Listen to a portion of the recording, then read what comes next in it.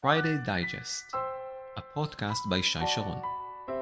Do doctors need a master's or a PhD? Whether you're a dental student, medical student, or already a doctor, you may contemplate going for a PhD or a master's. Is it worth it? This is the subject of today's podcast. I started my research journey 15 years ago with a master's and graduated with a PhD. I traveled half the globe to become a research fellow, and nowadays I'm a mentor. Today I'll share what I've learned. Story time. At 27, I thought my future plans were all laid out. As a third-year dental student, I was almost done with my preclinical studies and about to embark on the clinical part of dental school. I was 3.5 years from becoming a dentist, saying bye-bye to my student status for good. And then everything changed. It was no less than a butterfly effect, change your life moment kind of thing. The head of research program gave us a talk on the importance of double credentialed investigators, DMD PhD, and invited us to apply. At that moment, I knew that this is what I want to do. Back then, double credentialed dentists weren't common, so the reaction I got from my surroundings wasn't supportive. It's quite understandable since none of them knew what it meant. But I trusted my gut feeling and went for it. I took 3 years off from dental school. My first year was challenging. I had many time-consuming graduate courses and I had to squeeze them all while developing basic lab skills. Throughout my first year, I was heavily dependent on my lab mates and experiments took me forever. In my second year, I became less dependent and by its end, I completed my master's degree. I could have stopped my research training there as most of my classmates did. I already knew how to run experiments, write abstracts, and prepare manuscripts.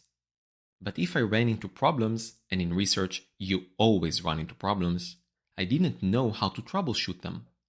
I was an excellent lab worker, but not an investigator. And then came the third year. I became completely independent, designed my own experiments, and managed to troubleshoot my problems. The discussions I had with my mentor related to the essence of experiments and less to technicalities. This year energized me so much that I spent long hours in the lab and it was worth it. I felt like a true investigator. Fast forward, I'm 37.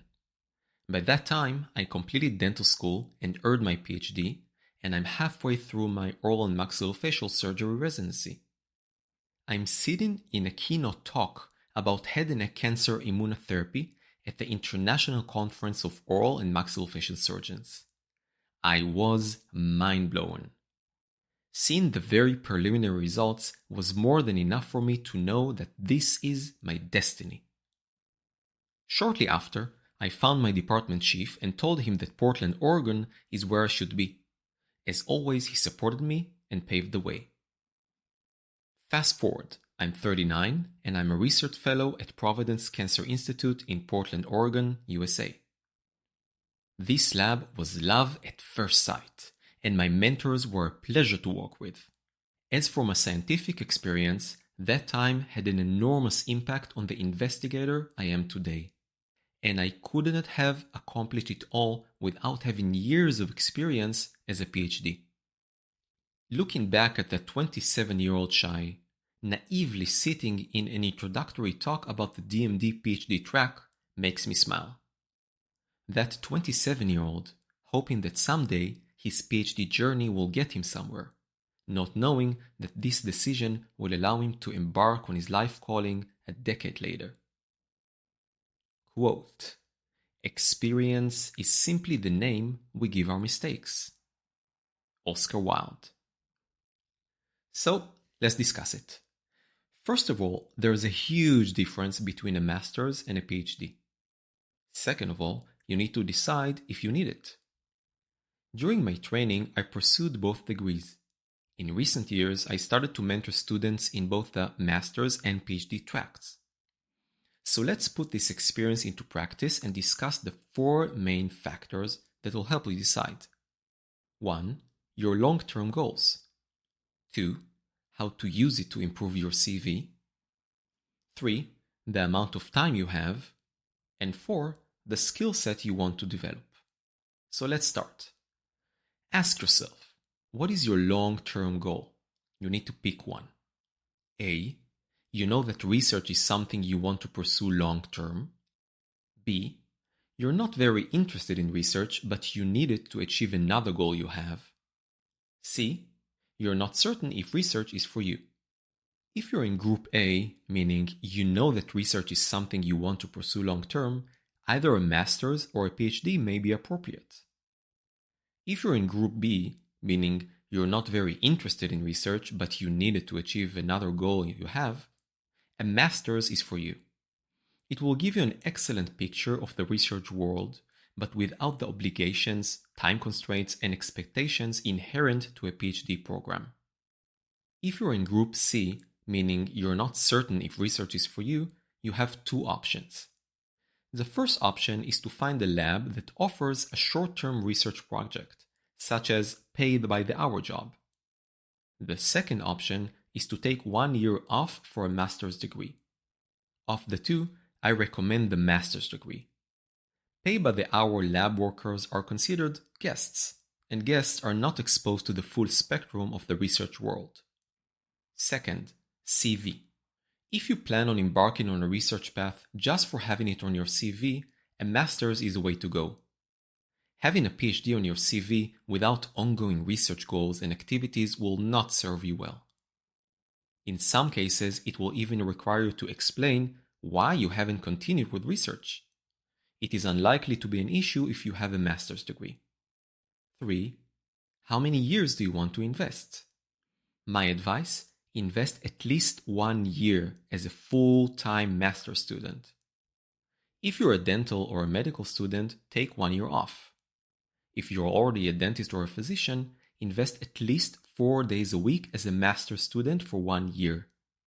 Only this will expose you to the real world of research.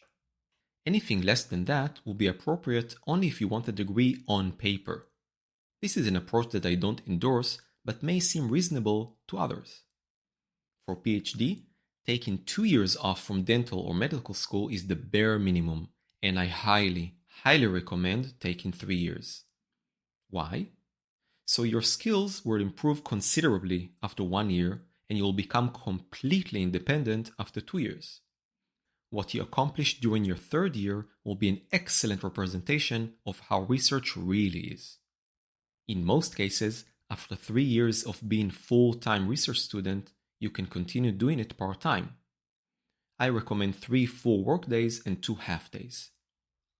Lastly, what skill set do you want? I'll make it short and simple. If you want a taste of the research world or to hone a very specific skill, a master's is more than enough.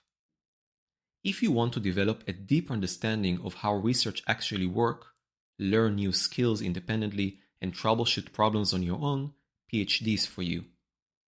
Remember, real research is about designing studies, writing grant proposals, handling failures, and seeing large projects through, from start to finish. Quote, persistence matters more than talent. The student with straight A's is irrelevant if the student sitting next to them with B's has more passion. Tim Ferriss. So that was our podcast to answer the question, do doctors need a master's or a PhD? See you next time.